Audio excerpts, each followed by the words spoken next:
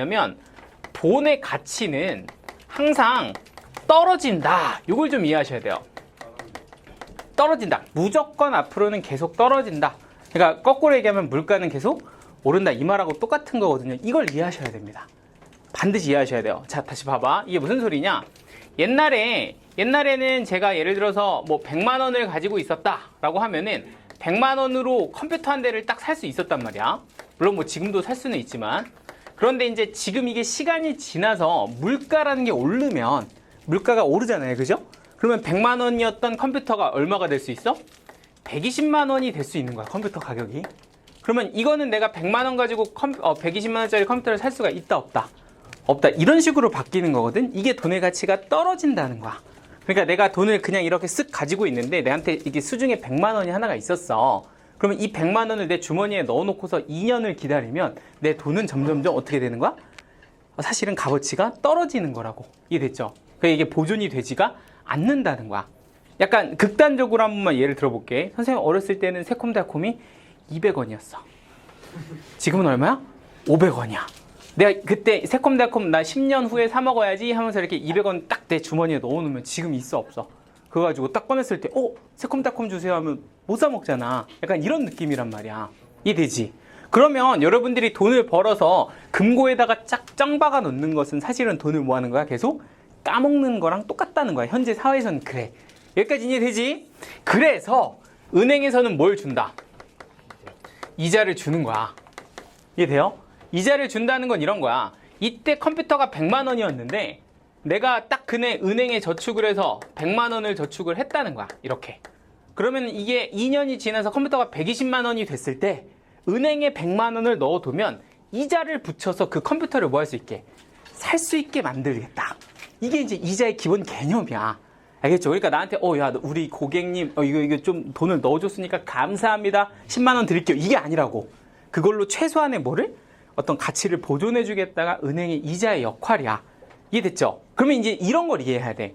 뭘 이해해야 되냐면 시간에 따라서 내가 어떤 시점이 좀 더 멋있다. 시점에 따라서 나의 어떤 시점에 따라서 돈이 조금 액수가 다 가치가 뭐하다? 다르다는 걸 이해해야 돼. 다시 봐봐. 그러니까 이런 거야. 예를 들어서 1년 전에 1년 초에 뭐 작년 초에 100만 원과 그리고 지금 2년 초에 100만 원 그리고 그 다음에 100만 원 이 100만 원은 시점이 다 같아 달라? 다르지. 그러면 지금 현재 내 눈으로 봤을 때는 100만 원, 100만 원, 100만 원이지만 사실은 이 100만 원은 다 똑같은 돈이 아니라는 거야. 약간 이해돼요? 왜냐면 돈의 가치는 점점점 어떻게 되니까 떨어지니까 사실은 이때 100만 원으로는 컴퓨터를 한 대 살 수 있었지만 이때 100만 원으로는 컴퓨터를 살 수가 있다 없다? 없다. 이런 느낌인 거니까 가치가 점점점 떨어지는 거라서 가치로 보자면 액수는 똑같지만 가치로 보자면 누가 제일 큰 돈이야? 얘가 제일 큰 돈이야. 이해되죠? 얘가 제일 큰 돈이고 얘가 제일 어떤 돈이야? 작은 돈이다. 이걸 이해해야 돼. 됐을까요? 그러니까 액수는 다 100만 원, 100만 원, 100만 원인데 과거의 100만 원이 지금 현재 100만 원보다 더 어떤 돈이야? 큰 돈이야. 그래서 왜 저 어렸을 때 아버지가 월급이 얼마니? 그랬을 때 100만 원이에요. 이러면은 그래도 뭐 그냥 입에 풀칠은 하겠구만 이러잖아. 근데 지금 딱 와가지고 100만 원이에요. 이러면 이제 그치. 거의 이제 기초수급자보다도 더 못 받는 거야. 지금은. 이해되시죠? 그런 느낌이야. 시간이 지날수록 돈은 어떻게 된다? 가치가 떨어지고 시점에 따라서 돈이 다 가치가 어때? 다르다는 거야. 그럼 약간 생각을 해봐. 내가 과거에 예전에 100만 원을 누구한테 빌려줬어? 이해됐지? 빌려줬어. 100만 원을. 빌려준 다음에 1년이 지났고 1년이 지났고 2년이 지났고 3년이 지나서 요때 내가 그 100만 원을 받는다고 치자. 그럼 나는 이 친구한테 야, 이때 내가 100만 원 빌려줬으니까 요날 나한테 100만 원 돌려줘 라고 하면 어떻게 되는 거야? 손해보는 거야.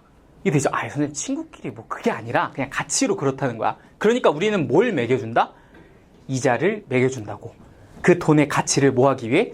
맞춰주기 위해. 약간이 돼요? 근데 뭐 예를 들어서 이자가 예를 들어서 이자가 10%였다라고 치면 좀 완전 말도 안 되지만 10%였다고 치면 실제로 1년치 이자는 100만 원에다 얼마를 곱하고 1.1을 곱하고 조금 이따 할 거지만 3년치 이자는 1.1을 몇 번 곱하냐면 3번을 곱하거든요.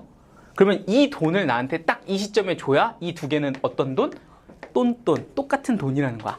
내가 100만 원을 이렇게 쏙 줬는데 여기다 100만 원을 주면 돼, 안 돼? 안 되는 거라고. 이거는 내가 약간 손해보는 짓이라고, 그죠? 그러니까 가치를 맞춰주기에 누구를? 3년치의 이자를 줘야 된다는 거야.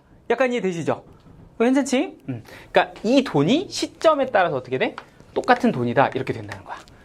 오케이? 자, 그럼 마지막 하나만 딱 이해하시면 이제 실제 문제를 푸시면 됩니다. 그러면 이런 문제가 또 봉착을 하게 돼. 1초에 100만 원, 2초에 100만 원, 3초에 100만 원. 각 시점이 다른 돈 3개가 이렇게 있다고 쳐봐. 그러면 이 3개의 돈을 내가 한번 합쳐보고 싶어. 내 수중에 얼마가 있는지를 통일시켜보고 싶다. 이게 다 얼마지? 이렇게 세보고 싶을 거 아니야. 근데 이게 시점에 따라 다 가치가 다르다며. 그럼 이거 내가 그냥 묶어서 300만 원 이렇게 쓰면 돼, 안 돼? 안 돼. 그러니까 이럴 때 우리가 어떻게 하냐면 시점을 통일시킵니다. 보통은 끝으로 맞춰요. 약간 이해돼요? 요 날 기준으로 이 돈들을 다 다시 환산해서 계산하겠다, 이렇게 보는 거야. 그러면 그런 입장에서 봤을 때 이 3초에 넣었던 100만 원은 그냥 얼마? 똑같이 100만 원 이렇게 되는 거죠. 그냥 그때의 돈이니까. 그런데 과거에 이 2초에 넣었던 100만 원은 이 100만 원보다는 조금 가치가 어떤 돈? 큰 돈이지. 더 비싼 돈이야. 그러니까 얘는 몇 년치에 그 가치를 맞춰주기에 1년치의 이자를 뭐한다? 붙인다, 이렇게 하는 거라고. 이해되죠? 그러면 그 과거에 100만 원, 2년 전에 100만 원은 더 큰 돈 아니야? 그러니까 이 더 큰 돈은 몇 년치의 이자를? 2년치의 이자를 이렇게 붙인다고. 그래서 이날 기준으로 돈들을 다 다시 환산을 해서 이렇게 해서 더해야 실제 내가 가지는 돈의 액수가 결정이 됩니다.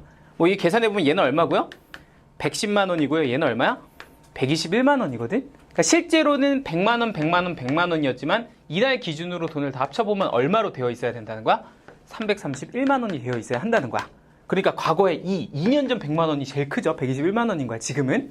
그리고 요때 100만 원은 얼마다? 110만 원이다. 이런 걸 이해하셔야 돼요. 여기까지 조금 정리됐어? 그러면 이제부터는 내용을 했을 때 좀 헷갈리는 부분이 없을 거야. 연습만 잘하면 돼, 지금부터는. 약간 괜찮죠? 홀로로로로. 이걸 약간 조금 오해하면 굉장히 힘들어져서. 자, 그럼 지금부터 이제 진짜 한번 원리학계에 대한 내용을 우리가 수학에서 배우는 내용들을 한번